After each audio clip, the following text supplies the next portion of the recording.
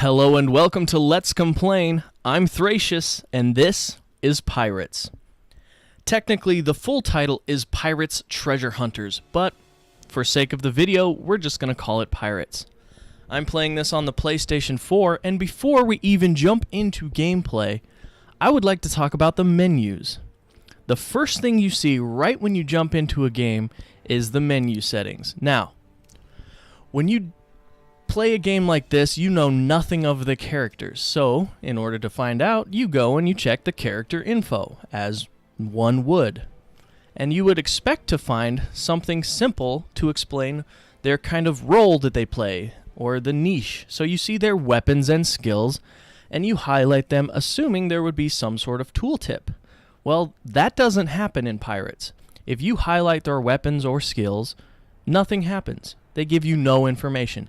However, if you click on them, they do give you a very detailed and very robust video that shows you exactly how they perform in combat, and not only that, but the tiers that they progress to in-game. Now, this is a huge kudos. Massive thumbs up for going the extra mile and doing something so in-depth and so tangible so that the player can see precisely what an ability does and not have to decipher that or interpret it from text alone. That is awesome. My minor gripe, however, is that I wish they would put a simple and brief explanation as a tooltip when you highlight the skill so that you do not have to load every single video in order to get any inkling of what a skill is intended to do. That's my minor gripe, because otherwise these videos go far and above the Call of Duty, and they do an excellent job of showing exactly what a skill does, what its intended use is, and how it scales in-game. Now, let's rewind and talk about Pirates overall. Pirates is a 6-on-6 player versus player action-oriented MOBA. It has an isometric camera angle that I wholeheartedly approve. I do enjoy it. It's reminiscent of League of Legends or Heroes of the Storm with the same or similar camera angles. However, unlike those games, this is a twin-stick shooter style of control. It was built from the ground up to use a gamepad built for the console. And in doing so, they made the game feel very fast-paced, even though the pace of the game is not actually that swift. I know that sounds counterintuitive, but when you play the game, everything feels deliberate but still frantic. While you're trying to train and get a bead on an enemy target who's strafing and circling around you, trying to do the same to you. So it has a nice combination of twin-stick shooter and MOBA-style action. Now, like most MOBAs, your goal is to capture these enemy points called totems. There are 2 of these on each map. Now, after you capture and destroy one of 4 individual totems at each totem location, then that location becomes destroyed. If you destroy both of the 2 starting locations, then a 3rd location becomes unlocked, and you must rinse and repeat. When you destroy the 3rd location, then a 4th location called, I believe, a wheelhouse becomes unlocked that you must go down and use to lower, well, technically to laterally move a drawbridge that allows you to gain access to the enemy bastion. The enemy bastion is the end-all be-all enemy base, or your ultimate objective. Now, points of contention that I have with this. The wheelhouse mechanic is interesting to me. It allows, first, your players must dedicate a certain amount of time attempting to lower the drawbridge, is what we're going to call it. So at least one of your players, up to 2 of your players, can go and spin this lower the drawbridge, if you will, but while they're doing so, they are defenseless. They must disengage from that drawbridge in order to defend themselves. So in theory, the enemy team, in full force, defending this drawbridge while 2 players of the opposing team would be removed from combat. Now, obviously, that's not going to happen, as the other 2 players wouldn't leave 4 of their players hanging out to dry, as it were. What tends to happen is the 6-on-6 battles surrounding this wheelhouse, and that's the key. That's the point where they deserve a kudos. Once you've lowered the drawbridge, it doesn't stay down forever. It is on a timer. So this must continue to happen. This allows the losing team, the team whose bastion is being made vulnerable, this allows them a chance to gain a footing. And this is a great mechanic, because one team can't necessarily snowball over one immediately. Now, that's not to say that a team doesn't get absolutely stomped, because sometimes you're just outplayed.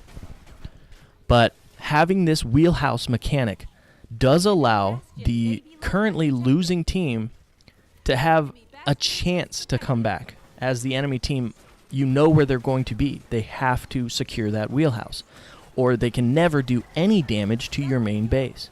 So if you can hold off the one wheelhouse where you can focus fire and focus your defensive efforts, if you can hold them there and maybe kill a few of them, get them to go into their respawn timers, then you have a chance to come back. You have a chance to make a defensive stand. And that is a great mechanic. That is beautiful. A couple of issues I do have with the game. One of the more unique aspects of this MOBA is the fact that they included vehicles and mountable turrets, which is incredibly enjoyable, and it adds a lot of variety to the maps. The one flaw that I feel in the vehicles is their drifty style of control. Now, in a game like a twin-stick shooter where control is paramount, it is incredibly important, and it literally, your life hinges upon your ability to control your character and have precision aim. The vehicles do not have that in their terms of driving controls. Their weapon controls are incredibly precise and they feel spot on. Their driving controls, however, feel floaty and slightly unresponsive. They feel as if there is a delay in the responsiveness of their controls, but it feels intentional. It doesn't feel like it was a mistake or an oversight. It feels deliberate. And that is one confusing design choice where I scratch my head and wonder. Now, on the flip side of that argument, running somebody over with a land-based vehicle is instant death. It kills them outright. So having a vehicle that has insanely precise controls would probably drift into the realm of overpowered. And so I question if not that was a conscious decision made to deliberately delay the controls and make them slightly harder to maneuver in order to avoid having an overpowered vehicle situation. Aside from just the land vehicle, there is a water vehicle, a 2-person boat, a 2-person car, and then the galleon. Now, the galleon is a massive boat that can, I believe, house 4 or maybe all 6 members of your team. I can't recall exactly. But it is a gigantic ship with huge cannons that can wreak havoc across the map. Now, personally, I feel that the galleon currently serves a very niche purpose, and that is where one person gets it into position while another person uses the very powerful cannon to rain down upon enemies. However, the problem with the galleon is that you are defenseless while firing that cannon. It only fires in a cone of direction that you can aim through, and then enemies have a very easy time getting it behind you and pummeling you, or at the very least, getting off the very crucial early hits in a fight, swaying the fight in their favor. So unless you are completely outmatching them, they are going to get the early hits on you. You'll have to disengage your cannon, turn, and then engage the fight. This is a problem. So more often than not, the experienced players seem to be avoiding the galleon altogether. Another interesting thing that they've added for mobility throughout the maps is that every character has access to the grappling hook. Now, the grappling hook is actually one of the fastest ways to travel across the map. If done correctly, you can skip across a map quicker than most of the vehicles. And it's actually insanely awesome, and it is a lot of fun to do because there is a lot of utility that can be incorporated into the grappling hook. You can use it to engage a fight. You can use it to disengage a fight. You can use it to juke attacks or abilities. You can use it to traverse the map as it was intended. You can use it to vertically access certain parts of the map that are only accessible through the grappling hook. And they allow you to have a height advantage and access to other turrets that are mounted up on cliff sides. Now, the grappling hook is insanely fun. Everybody has access to it, and if you play this game, I encourage you to memorize the locations of the grappling points, as there are only so many. And I encourage you to remember that they are there and they are at your disposal, because they are infinitely useful. Now let's get on to the game's progression and the character development, as that is where most MOBAs have the most, let's call them contradicting viewpoints. Now, within a game, your character levels up as you gain experience, and there is multiple ways to gain experience, and this is another kudos that I have to give the developers, because what they've done is insanely enjoyable. Killing an enemy and securing points, or killing the minions that defend the totems, gets you experience, as in all MOBAs. However, as an added bonus, enemies drop loot. You can loot this in order to gain more experience. Now, this provides a couple things. One, you can kill your enemy, grab the loot for yourself, and just get a slight bonus on top of your kill. Or, if there's somebody on your team that you need to gain a head start, or that you want to basically overpower early game, you can kill your enemies and allow them to loot all of the loot that falls. This would give them an early game boost. And you can farm this by everybody you kill drops loot.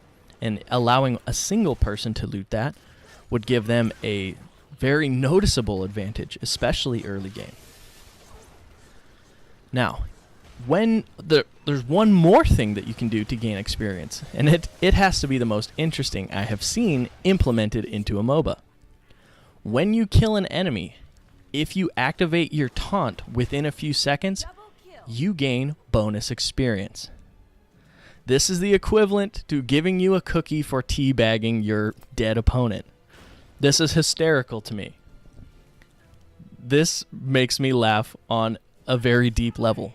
The developers have actually implemented a way for you to taunt your recent kills and get rewarded for it. I am not sure the design decision made that drove people to make this line of thinking that drove the designers to make this decision, but I actually applaud it. Because now, say you've just been killed by somebody and you're getting frustrated, and they taunt you. Now that's kicking a man while he's down, right? Well, now you know that they're being rewarded for doing that. So, you don't instantly assume they're doing it to be an asshole. You assume they're doing it to get rewarded. And that actually takes away from the hurt of somebody taunting you when you're killed. And that is brilliant. That is a genius design decision, at least in my opinion. Because now, if I get killed and somebody taunts me, I actually don't feel bad. I know he's just getting the bonus XP. And that is something I never expected would come of this kind of design decision to allow taunting to give bonus XP. And it speaks to the psychology of players, and I have to say, it is brilliant in taking away the flame and the fury that develops from an enemy killing you and then taunting your face while you lay dying. So kudos for this, and I hope to see more games implement some way to take away the hurt of dying, as it were. Now, while you level up in-game, as you're leveling up, you get access to a wheel that shows you what you can level up, and there's armor, health, movement speed, all the abilities that are character specific, your basic attack damage, your melee damage, all sorts of things. But the important part about this wheel is that it shows you the specific and precise numeric values that you're going to be increasing. And super huge kudos for that. Because instead of just telling you, hey, rank this skill up to level 4, it tells you exactly what level 4 would provide you. So if there is a larger incremental gap between, say, level 2 to 3, and you don't want to waste that point going from 3 to 4, then you can choose to put it elsewhere. And that is genius, and I cannot applaud that enough. I love it so. I love having a lot of information provided to me. We're at the 15-minute mark, so we're going to speed up the rest of this video. The only other point that I have to address is the external game progression, much like that we talked about in Killstrain. There is an external game progression, and that's going to put a lot of people off, because that means that investing more time into this game will give you a solid advantage, because you do have access to what is known as the necklace. The necklace is character specific, mind you, but you can unequip it from any individual character and then replace it on another one. So it is not limiting. It is just at any one time you can only have each item on one specific character. So back to the point. These necklace items include multiple slots, and there are several. I will throw it up here on the video, but I will not have an exact count for you just yet.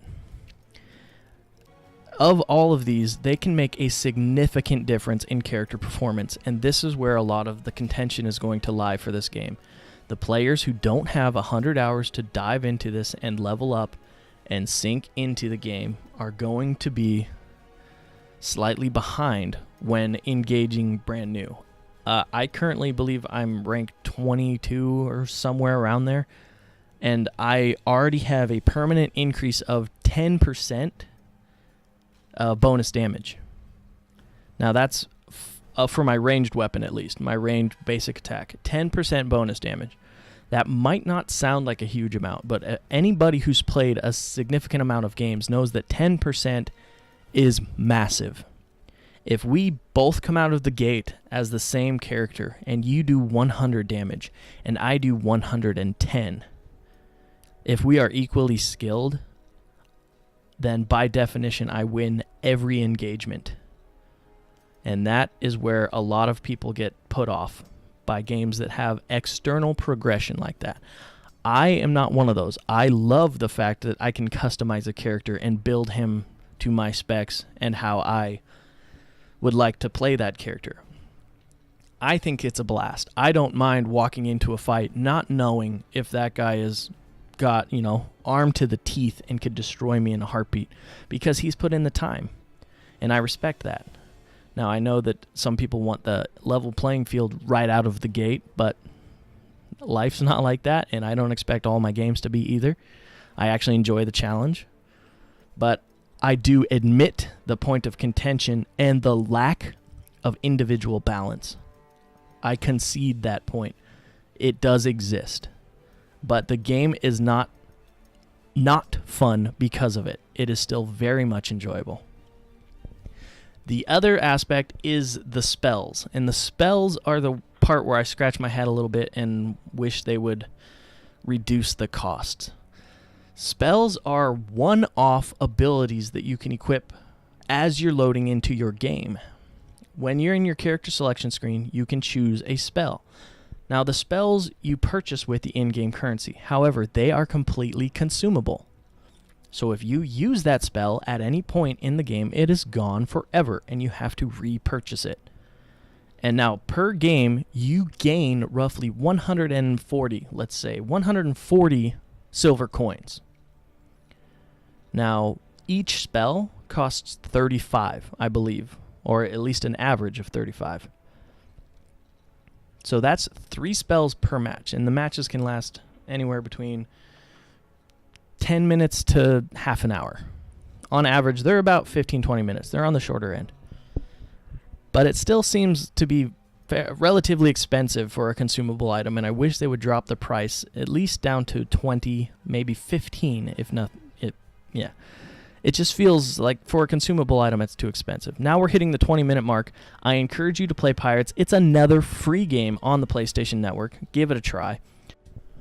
Oh, real quick before we go, one very important point that I forgot to mention is that the game includes ammunition as a mechanic.